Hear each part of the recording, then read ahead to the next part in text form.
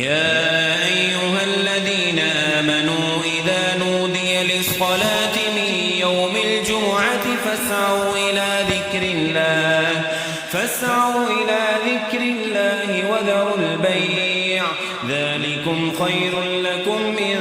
كنتم تعلمون فإذا قضيت الصلاة فانتشروا في الأرض وابتغوا من فضل الله واذكروا الله كثيرا لعلكم تفلحون وإذا رأوا تجارة أو لهوا انفضوا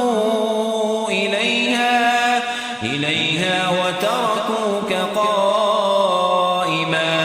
قل ما عند الله خير